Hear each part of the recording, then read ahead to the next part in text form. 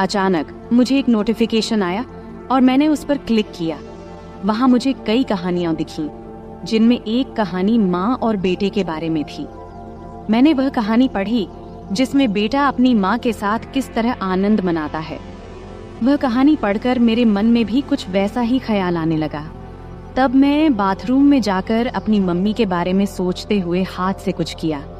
फिर बाहर आया तो देखा कि उधर मम्मी किचन में खाना बना रही थी और फिर मैं फ्रिज से पानी की बोतल निकालते हुए मम्मी को देख रहा था। वे मेरी तरफ पीठ करके खड़ी थीं और मैं उन्हें ध्यान से देख रहा था। उनका ध्यान खाना बनाने में था, इसलिए उन्हें पता नहीं चला कि मैं उन्हें किस तरह देख रहा हूँ। और तभी अचानक मम्मी पीछे मुड़ी और मेरी तरफ देखते हुए बोली, क्या रे विराट, क्या हुआ, क्या देख रहा है? मैं घबरा गया और स्थिति संभालते हुए बोला, कुछ नहीं मम्मी, मैं देख रहा था कि मेरी प्यारी मम्मी कितनी मेहनत करती है, सुबह से लेकर रात तक। यह सुनकर मम्मी को बहुत अच्छा लगा और उसने कहा, हाँ बेटा, कुछ सालों में तुम्हारी भी पत्नी आ जाएगी मेरी मदद करने के लिए। और मम्मी हंस पड़ी। इतना कहकर मैं अपने बेडरूम में चला गया और सोचा कि मम्मी को क्या पता कि मैं उसे ही देख रहा था और क्या सोच रहा था। इस तरह मम्मी को देखते देखते कुछ दिन निकल गए और तब मैंने सोचा कि सिर्फ देखने से कुछ नहीं होगा, कुछ प्लान बनाना पड़ेगा। ऐसा सोचते सोचते शाम हो गई और पापा ऑफिस से घर आ गए। उन्होंने कहा कि ऑफिस के काम के लिए मुझे 10 दिनों के लिए विदेश जाना पड़ेगा। यह सुनकर मैं मन ही मन बहुत खुश हुआ और मैंने सहमति में सिर हिला दिया। फिर 3 दिन बाद पापा जाने वाले थे और मैंने ठान लिया कि जो भी करना है इन 10 दिनों में ही करना है, नहीं तो फिर ऐसा मौका नहीं मिलेगा। अगले दिन मंगलवार था। पापा जाने वाले थे, इसलिए थोड़ी बहुत शॉपिंग करनी थी। मम्मी और पापा शॉपिंग के लिए निकलने वाले थे। तब मुझसे पूछा, तू आएगा? तो मैंने मना कर दिया और कहा, आप लोग जाओ, मैं गेम खेलूंगा। फिर वे दोनों चले गए और उनके जाते ही मैंने दरवाजा लॉक किया और उनके बेडरूम में गया। मैंने अलमारी खोलकर देखा कि क्या मुझे कोई आइडिया मिलता है। तभी मुझे एक युक्ति सूझी। मैंने और ढूंढने की कोशिश की तो मुझे मम्मी की लिपस्टिक और बॉडी स्प्रे मिला। ढूंढते हुए मुझे मम्मी के कई कपड़े मिले। उनमें एक ड्रेस मिला। मम्मी का वह 1 पीस था, लाल रंग का। उसे देखकर मैंने सोचा, मम्मी इस ड्रेस में कैसी लगेगी। सोचते सोचते मैंने अलमारी में कपड़े ठीक ठाक से रख दिया, लेकिन बेडरूम में मम्मी की फोटो देखकर मुझे फिर से कुछ अजीब महसूस हुआ। अब मैंने मन में ठान लिया था कि मम्मी के नाम पर कुछ भी नहीं होने वाला। अब कुछ करना ही पड़ेगा, तभी मैं शांत हो पाऊंगा। सब कुछ ठीक से समेटकर मैं हॉल में आकर टीवी देखने लगा। तभी मम्मी और पापा वापस आ गए और बैठ गए। इस तरह वह दिन निकल गया और अगले दिन पापा जाने वाले थे, इसलिए मम्मी ने जल्दी उठकर सब कुछ समेट दिया और पापा को नाश्ता देकर घर के बाकी काम करने लगी। सुबह के 8 बजे पापा हमें बाय बोलकर चले गए और मम्मी भी घर के कामों में लग गई। पापा का बाहर कंपनी के काम से जाना हमारे लिए कोई नई बात नहीं थी। मम्मी जल्दी उठने और पापा को संभालने के चक्कर में नहाने नहीं गई थी। पापा के जाने के बाद सुबह 9 बजे मम्मी नहाने चली गई और मैं हॉल में टीवी देख रहा था। अचानक मम्मी की आवाज आई, विराट, तौलिया दे दो। मैं बाहर ही भूल आई। मैं तुरंत तौलिया लेकर गया। मम्मी ने दरवाजा थोड़ा सा खोला और तौलिया लेने के लिए हाथ बढ़ाया। जब मम्मी ने तौलिया के लिए हाथ बढ़ाया तो मैंने देखा कि मम्मी के बाल पूरी तरह भीगे हुए थे। उनके हाथ से पानी टपक रहा था और उनके चेहरे और हाथों पर पानी की बूंदें देखकर मम्मी मुझे बेहद खूबसूरत लगी। जब मम्मी ने हाथ आगे किया तो वह थोड़ा साइड में खिसकी थी। तब मुझे वह थोड़ी सी दिखी और उस पर पानी की बूंदें भी थीं। उसके हाथ जैसे मुझे अंदर बुला रहे थे, लेकिन वह चालाक थी, तुरंत अंदर खिसक गई। ऐसा लग रहा था कि मैं तुरंत अंदर जाकर उसे खड़ा खड़ा ही आनंद दे दूं। वैसे भी पापा घर पर नहीं थे, लेकिन मैंने खुद पर काबू किया और हॉल में आकर बैठ गया। फिर 5 मिनट बाद मम्मी तौलिया लपेटे हुए हॉल में आई और टीवी के पास लगे शीशे के सामने खड़ी होकर हेयर ड्रायर से बाल सुखाने लगी। मैं और भी ज्यादा परेशान हो गया और उसे पीछे से देखने लगा। जब जब मम्मी अपने बालों में हाथ डालकर हेयर ड्रायर से बाल सुखा रही थी, उसके लिए यह सब नॉर्मल था। लेकिन उसे क्या पता था कि पीछे सोफे पर बैठा लड़का उसे आनंद देने के लिए पागल हो रहा है और उसे पीछे से देख रहा है। मैंने मन में विचार किया कि आज से ही कोशिश करनी चाहिए और मैंने बिना समय गवाए बोला, मम्मी, तू हमेशा साड़ी और राजस्थानी ड्रेस ही पहनती है घर में? तब मम्मी बोली, क्यों रे बेटा, ऐसा क्या है? मुझे जो सही लगता है वो पहनती हूँ। तुम्हें ऐसा क्यों लगता है कि कुछ और पहनना चाहिए? तब मैंने कहा, कुछ नहीं मम्मी, कल जब तूने जीन्स और टॉप पहना था तो बस यूं ही कह रहा था। तब मम्मी बोली, अरे पागल, घर में कौन जीन्स और टॉप पहनता है? बाहर जाना हो तभी पहनूंगी ना। फिर मैंने कहा, ऐसा नहीं है मम्मी, जब तू साड़ी और राजस्थानी ड्रेस पहनती है तो थोड़ा उम्र दराज लगती है, इसलिए बोला। फिर मम्मी ने जवाब दिया कि अब जवान दिखकर क्या करना है, जिससे प्यार किया उसे शादी कर ली, और अब तुझ जैसा आलसी बेटा और अनुष्का जैसी खूबसूरत बेटी है, फिर और क्या चाहिए। इतना कहकर मम्मी जोर से हंसी और बेडरूम में कपड़े पहनने चली गई। मैं भी हंस पड़ा और टीवी देखने लगा। थोड़ी देर बाद मम्मी बाहर आई कपड़े बदल कर। देखकर मुझे खुशी भी हुई और नाराजगी भी, क्योंकि उसने मेरी बात मानी थी। नाराज इसीलिए कि अब वो फिर से पूरी तरह से ढकी हुई थी। मम्मी हॉल में आई और बोली, अब कैसी लग रही हूँ? मैं हैरान होकर बोला, वाह, अब तो तू एकदम मेरी उम्र की लड़की लग रही है। मम्मी बोली, अरे बुद्धू, तेरे और मेरे बीच 18 साल का अंतर है और कैसे मैं तेरी उम्र की लग सकती हूँ? अब मुझे समझ नहीं आ रहा था कि क्या कहूँ, लेकिन कुछ तो कहना था, इसलिए मैंने कहा, अरे मम्मी, हमारा और तेरा उम्र का अंतर हमें पता है, लेकिन बाहर किसी को थोड़ी पता है। अगर हम दोनों बाहर घूमने गए तो लोग सोचेंगे कि हम गर्लफ्रेंड बॉयफ्रेंड हैं। इतना कहकर मैं जानबूझकर रुक गया और मम्मी की प्रतिक्रिया देखने लगा। तभी मम्मी ने बिना समय गवाए उत्सुकता से पूछा, अच्छा और क्या, बोलना बेटा। अब आगे मैंने कुछ नहीं बोला, बस इतना कहा कि छोड़ो मम्मी, तुम्हें गुस्सा आ जाएगा। तब मम्मी बोली, मुझे कभी तुझ पर गुस्सा आया है क्या? और तुझे भी पता है कि मेरा बेटा कभी गलत नहीं करता, तो मुझे गुस्सा क्यों आएगा? अब जल्दी बोल, क्या कहने वाला था? तब मैंने कहा कि अगर हम साथ में बाहर कहीं घूमेंगे गए तो लोग हमें गर्लफ्रेंड बॉयफ्रेंड समझेंगे, लेकिन तुम्हारे गले में मंगलसूत्र देखकर वे हमें पति पत्नी भी समझेंगे। यह सुनकर मम्मी जोर जोर से हंसने लगी। फिर मम्मी बोली, अरे बाप रे, इतनी छोटी सी बात के लिए मुझे क्यों गुस्सा आएगा? और फिर से मम्मी हंसने लगी। तब मैंने उनसे कहा, हंसो मत मम्मी। इतना कहकर मम्मी ने मुझे चिढ़ाने के लिए फिर से हंसना शुरू कर दिया और मैंने मम्मी की तरफ दौड़ लगाई, मजाक में मारने के लिए। मम्मी तब भागकर किचन में चली गई और हंसती रही। फिर मैं हॉल में बैठकर सोचने लगा कि चलो, शुरुआत तो हो गई है, लेकिन अभी बहुत काम बाकी है, और वो भी उतना ही मुश्किल। मम्मी बहुत संस्कारी है और मैंने कभी उसे ऐसा महसूस नहीं किया कि उसे इस तरह की किसी चीज की कमी महसूस हो रही हो। मम्मी और पापा की लव मैरिज होने की वजह से खुशी तो उनमें पहले से ही है। जरूरत तो मुझे थी और मुझे वो जरूरत किसी भी हाल में पूरी करनी थी, वो भी मम्मी से। फिर थोड़ी देर बाद मैंने फिर से कोशिश शुरू की। मम्मी किचन में काम कर रही थी। मैं वहां गया और कहा, मम्मी, तुम्हें रोज रोज ये काम करते करते बोर नहीं होता क्या? तब मम्मी ने कहा, नहीं बेटा, जब हमारी काम वाली बाई आती है तब मुझे आराम मिलता है।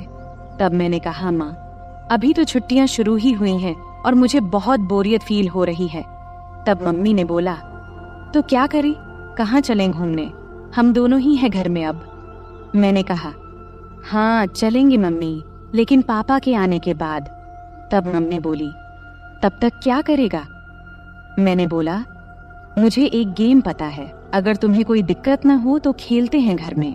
मम्मी ने कहा, मुझे लैपटॉप पर गेम्स खेलने में कोई दिलचस्पी नहीं है, कुछ और बताओ। फिर मैंने कहा, अरे मेरी प्यारी मम्मी, लैपटॉप पर नहीं, बस ऐसे ही हम दोनों खेलेंगे।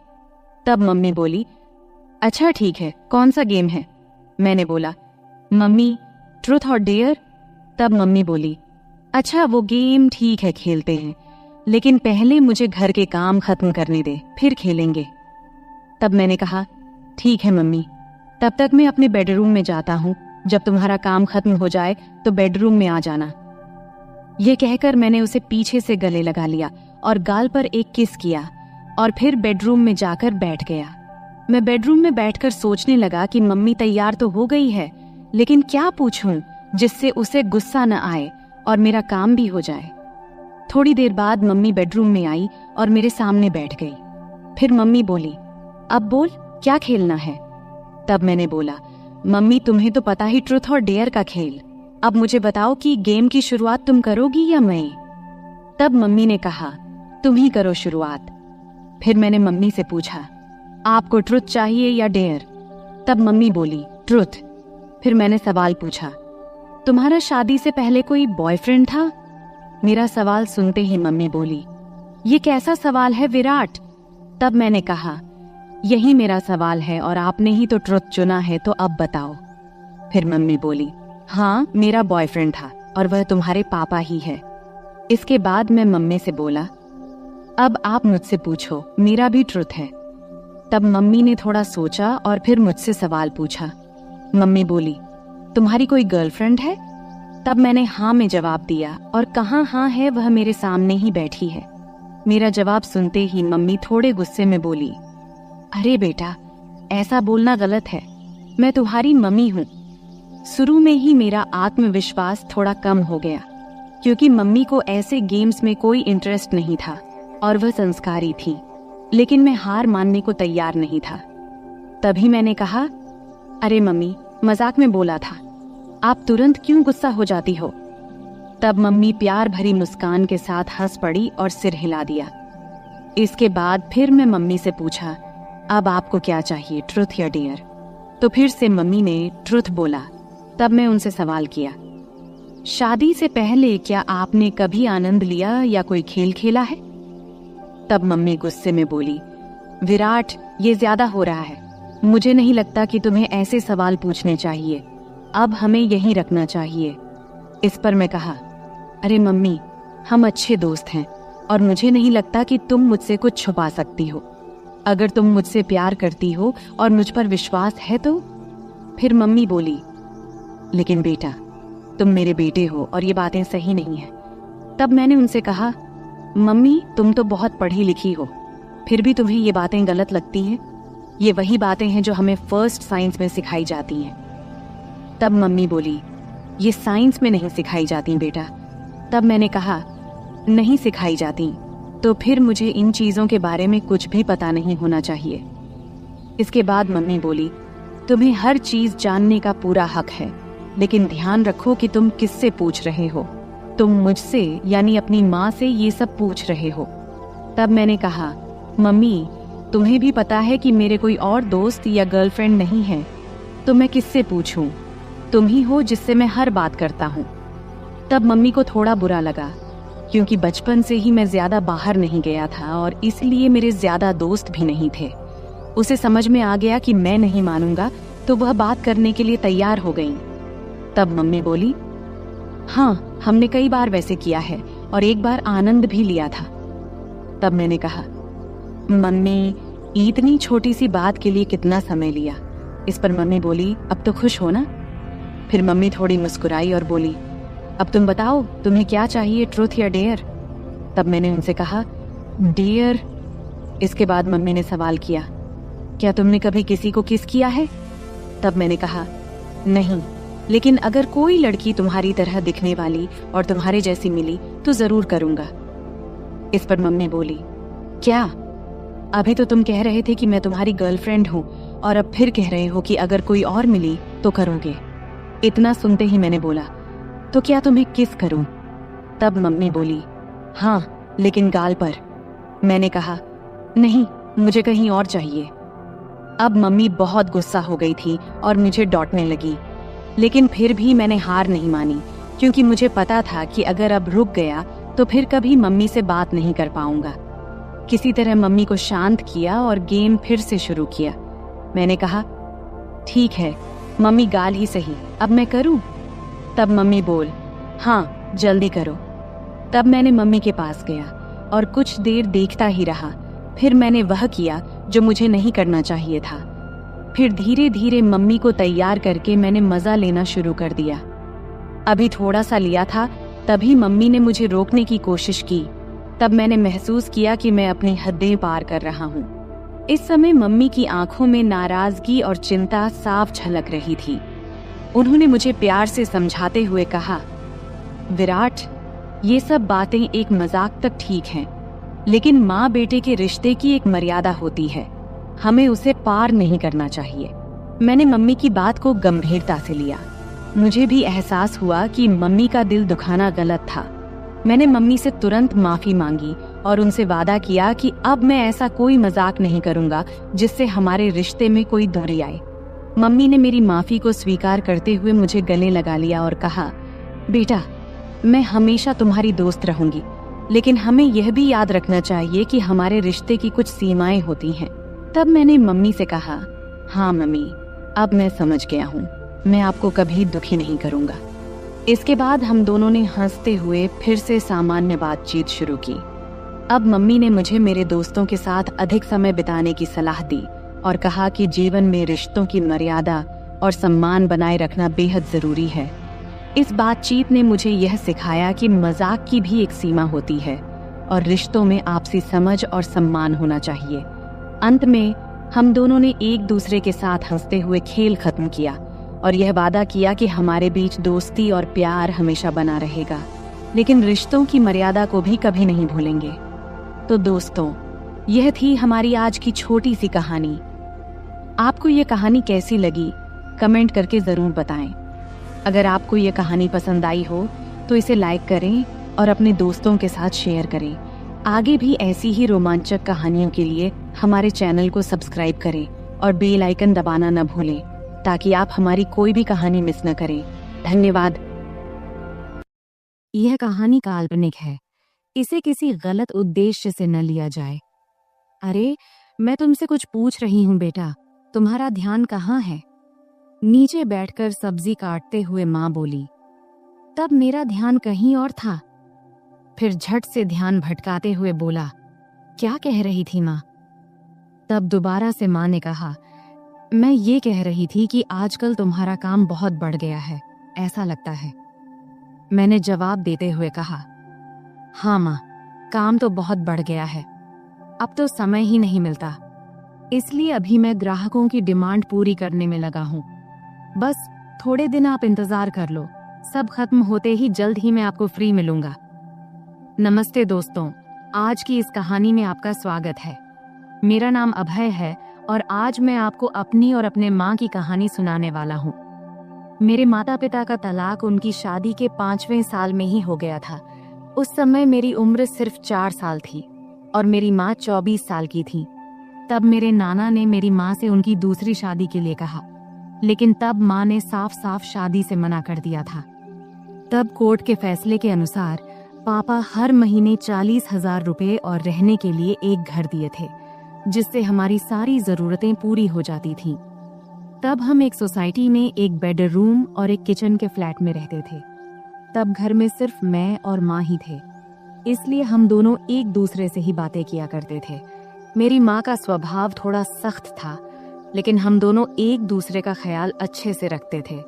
अब मेरी उम्र 28 साल है और मेरी माँ 48 साल की है। मैंने ग्रेजुएशन के बाद फैशन डिजाइनिंग का कोर्स किया था और एक बड़े डिजाइनर के साथ काम करना शुरू किया। वहां से बहुत कुछ सीखने के बाद मैंने अपना खुद का सिलाई की दुकान खोला, जो धीरे धीरे अच्छा चलने लगा। अब मेरे पास बस टेलर काम करते हैं। एक दिन सुबह माँ सब्जी काट रही थी, तब उन्होंने मुझसे पूछा, अभय, तुम किस तरह के कपड़े बनाते हो? मैंने कहा, लेडीज के सभी तरह के कपड़े। क्यों माँ, क्यों पूछ रही हो? उन्होंने कहा, ऐसे ही रे। फिर माँ ने पूछा, साड़ियाँ, ब्लाउज, साया, घाघरा चोली, ये सब भी बनाते हो क्या? मैंने कहा, हाँ माँ, सब बनाते हैं। फिर माँ ने कहा, तब तो तुम्हारे सिलाई की दुकान में रोजाना बहुत सारे महिलाएं आती होंगी। इस पर मैंने कहा, हाँ माँ, बिजनेस किया है तो पुरुष, महिलाएं सब तो आएंगी ही ना। फिर आगे माँ ने पूछा, तो बेटा महिलाएं का नाप कौन लेता है? कोई आदमी रखा है क्या? तब मैंने कहा, हाँ माँ, सब मैनेज हो जाता है, आजकल सब चलता है। लेकिन तुम इतना क्यों पूछ रही हो? इस पर माँ ने कहा, मुझे भी कुछ ब्लाउज सिलवाने हैं। मेरी जो दोस्त थी उसने अब काम छोड़ दिया है। मैंने कहा, माँ आप इतने देर से पहेलियां क्यों बुझा रही थी? अगर आपको ब्लाउज बनवाना है तो इसमें दिक्कत क्या है? तुम अपना पुराना ब्लाउज दे दो, मैं टेलर को दे दूंगा, वह बना देगा, फिर लाकर तुम्हें दे दूंगा। इतना सुनते ही माँ ने कहा, मेरा कोई भी ब्लाउज अब फिट नहीं होता है, नई नाप लेनी पड़ेगी। इस पर मैंने कहा, ठीक है माँ, मैं टेलर को बोल दूंगा, कल टेलर आकर तुम्हारी नाप ले लेगा। अब तो कोई दिक्कत नहीं है ना? तभी माँ बोली, बेटा मुझे ऐसा नहीं लगता कि मैं किसी अजनबी आदमी को अपना नाप लेने दूंगी।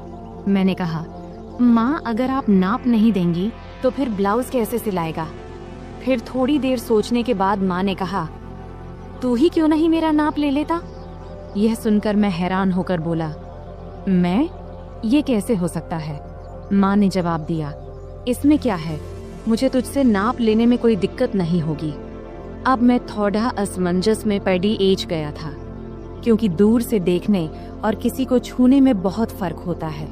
लेकिन तब यह हाथ आया, मौका छोड़ना भी मुझे सही नहीं लगा।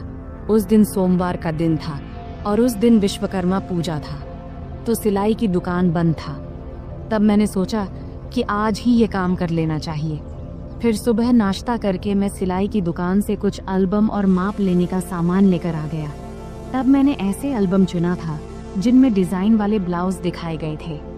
इनमें से कुछ बहुत ही छोटे और बैकलेस थे। फिर मन ही मन मैंने तय किया कि आज ये काम अच्छे से पूरा करना है। 12 बजे जब मैं घर पहुंचा तब माँ रसोई में थी। उन्होंने मुझसे कहा, बेटा आ गया तू, सामान ले आया? तब मैंने कहा, हाँ सब ले आया हूँ, अब तुम जल्दी से अपना काम खत्म कर लो। फिर थोड़ी देर बाद माँ मेरे पास आकर बैठ गई और एल्बम देखने लगी। तब वह हल्की पीली साड़ी पहनी थी और उनकी साड़ी का कपड़ा इतना पतला था कि शरीर की रूपरेखा दिख रही थी। तब मैं माँ को देखते देखते खो गया। तभी उन्होंने तेज आवाज में कहा, अभय सुन रहा है तू? तब मैं चौंक कर बोला, हाँ क्या हुआ माँ? तब माँ ने एल्बम दिखाते हुए कहा, इतने छोटे ब्लाउज कैसे पहन सकती हूँ मैं, मुझे ये डिजाइन पसंद नहीं है। तब मैंने समझाया, अरे ये सब तो बस डिजाइन दिखाने के लिए है, तू वैसे ही सिलवा लेना जैसा तुझे पसंद हो। फिर थोड़ी बहस के बाद माँ मान गई और बोली, ठीक है चल अंदर माप ले ले। तब हम बेडरूम में गए। फिर मैंने माप लेने के लिए टेप निकाला। तब माँ खड़ी हो गई और बोली, सही से माप लेना ताकि बाद में दिक्कत कोई ना हो। तब मैं अपनी माँ का नाप लेने के लिए तैयार था। अपने मन पर और खुद पर पत्थर रखकर मैंने यह काम शुरू किया। तब मैं पूरी कोशिश कर रहा था कि यह काम एक प्रोफेशनल टेलर की तरह करूं, लेकिन इस दौरान मेरे दिल की धड़कन तेज हो गई।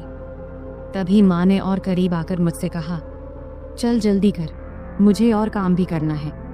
फिर मैंने माप लेना शुरू किया और पहले मैंने माँ के बाजू, कंधे और कमर का नाप लिया। फिर थोड़ा रुककर मैंने माँ से पूछा, माँ ब्लाउज के नीचे की पट्टी इतनी छोटी क्यों होती है, इससे परेशानी नहीं होती क्या?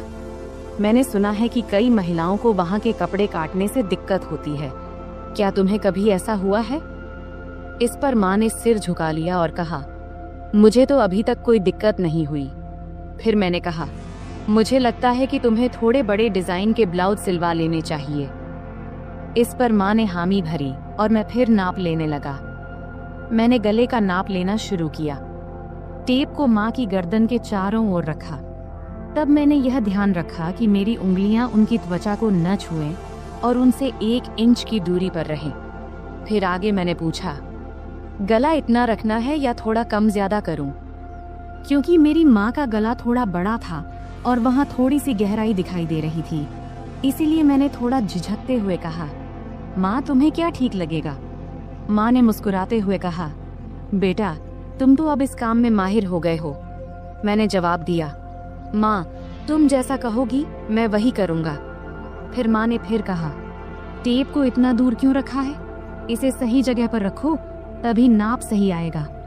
ये कहते हुए माँ ने टेप को अपने हाथ से सही जगह पर लगा दिया। इस दौरान मेरे हाथ पहली बार माँ की गर्दन को छू गए। तब मुझे ऐसा लगा जैसे मुझे जोर का झटका लगा हो, लेकिन मैंने खुद पर काबू रखा और उस पल का पूरा आनंद लिया। तभी माँ ने कहा, ये पुराने ब्लाउज अब टाइट हो गए हैं, अब मैं थोड़ा ऊंचे और गहरे गले के ब्लाउज सिलवाने की सोच रही हूँ। तुम्हें क्या लगता है? अभय, तुम तो इतनी महिलाओं के कपड़े सिलते हो, बताओ मेरे शरीर के हिसाब से क्या और कैसे अच्छा लगेगा। तब मैंने सोचा कि अगर मैंने अब आगे कदम नहीं बढ़ाया तो मैं अपने आप तक ही सीमित रह जाऊंगा। इसीलिए मैंने अलग अलग तरकीबें आजमाने का फैसला किया। मैंने माँ को बड़ी सहजता से अपने सिलाई की दुकान में बनने वाले अलग अलग डिजाइन के ब्लाउज के बारे में बताने और समझाने का सोचा। मैंने कहा, मुझे लगता है कि गला जितना गहरा है उतना ही काफी है, लेकिन अगर गले को गहरा रखकर बाकी हिस्से को थोड़ा बड़ा बना दिया जाए तो कैसा रहेगा? फिर मैंने टेप को उनके गले से निकालते हुए कहा, और गले को थोड़ा और गहरा बनाने में क्या दिक्कत है? फिर माँ बोली, बाकी हिस्से को बड़ा कैसे करेंगे ये बताओ। अब माँ भी थोड़ा सहज होने लगी थी और यही मैं चाहता था। मैंने कहा, 1 मिनट रुकिए, मैं आपको समझाता हूँ, लेकिन उससे पहले आखिरी माप ले लेनी दीजिए। फिर मैंने कहा, आप दोनों हाथ को थोड़े ऊपर उठाओ। अब मैं उसके पीछे जाने वाला था। उसने हाथ उठाए ही थी कि मैं उसके करीब आकर उसकी पीठ के पीछे से अपने हाथ ले गया। फिर मैंने उसके कंधों पर हाथ रखा और उसे धीरे धीरे उसकी कमर के बीच तक लाकर नाप लिया और बोला, माँ, यह 34 इंच आ रहा है। चलो एक काम करते हैं, 33.5 या 34.5 ही ले लेते हैं। वैसे भी सिलाई करते वक्त अलग अलग डिजाइन के लिए थोड़ा बहुत अंतर रखना पड़ता है। फिर मैंने माँ से पूछा, माँ, क्या आपको बुरा लग रहा है माप लेने से? माँ ने जवाब दिया, नहीं बेटा, ज्यादा नहीं। फिर मैं थोड़ा झिझकते हुए उसकी साड़ी के 34 इंच का माप लेते हुए बोला, माँ अब बता, तेरा माप तो लगभग सब सही है। उसने कहा, थोड़ा टाइट लग रहा है बेटा। फिर मैंने टेप को गले में डालकर कहा, अब यहाँ आईने के सामने आ जाओ।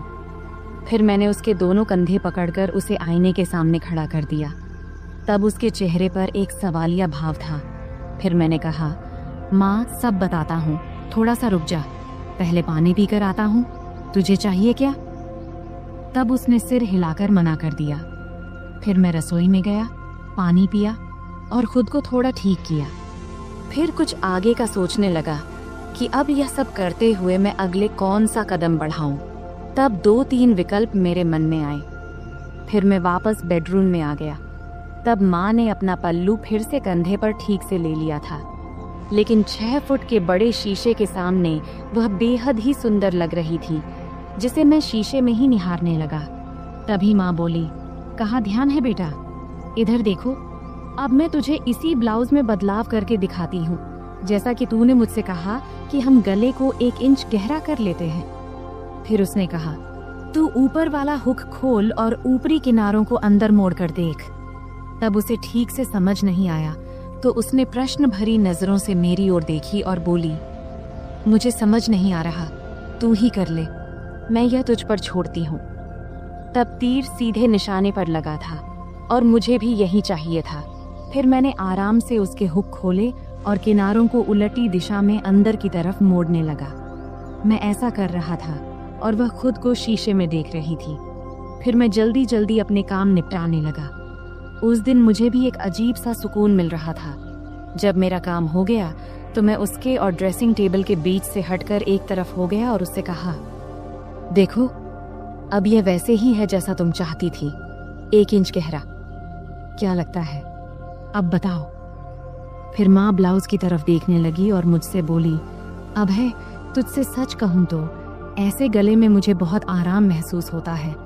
ऐसे ब्लाउज पहनने पर ऐसा नहीं लगता जैसे हंस को पानी में तराने से। फिर मैंने कहा, माँ, नाराज मत होना, लेकिन एक बात कहूँ। अब मैं अगला कदम उठाकर उसे और सहज करने की कोशिश करना चाहता था। तब माँ मुस्कुराते हुए बोली, नहीं रे अभय, मैं तुझसे कैसे नाराज हो सकती हूँ, बोलना जो बोलना है। तब मैंने सावधानी से कहा, इतने गहरे गले वाले ब्लाउज से सब कुछ बहुत ज्यादा नजर आता है और यह थोड़ा अजीब भी लगता है। यह सुनते ही माँ ने अपने ब्लाउज की 3 इंच अंदर की तरफ मोड़ी और हंसते हुए बोली, मुझे कौन देखने वाला है अभय? घर पर तो हम दोनों ही रहते हैं और बाहर मुझे बहुत कम ही जाना पड़ता है। वैसे भी तुम्हारे सामने मुझे कोई दिक्कत नहीं होती। मैंने कहा, माँ, मुझे यह जरूरी लगा कि आपको बता दूं, फिर आप जैसा बोलोगी वैसा ही होगा। इस पर माँ मुस्कुराई और बोली, ठीक है बाबा, अब तुम करो। फिर मैंने कहा, मैं तुम्हें वैसे ही ब्लाउज दिखाता हूँ जैसा मैं बता रहा था। उसके बाद मैं उसके एकदम सामने गया। जैसे ही मैं उसके पास गया, वह थोड़ा आगे बढ़ी। फिर मैंने ब्लाउज का हुक वापस लगाने के लिए ब्लाउज को ठीक करना शुरू किया। फिर फोटो लेने के बाद मैंने उसे वापस सही से पहना दिया। फिर मैंने उसके दोनों कंधों के पास से ब्लाउज के किनारे पकड़ा और हल्का सा खींचा ताकि उसके कंधे साफ नजर आएं। ब्लाउज अब ढीला हो गया था और उसके कंधे लगभग उघड़ गए थे। इसके बाद मैंने नीचे से दोनों तरफ अपनी 2 उंगलियां अंदर डालीं और वह सहजता से ब्लाउज के अंदर चली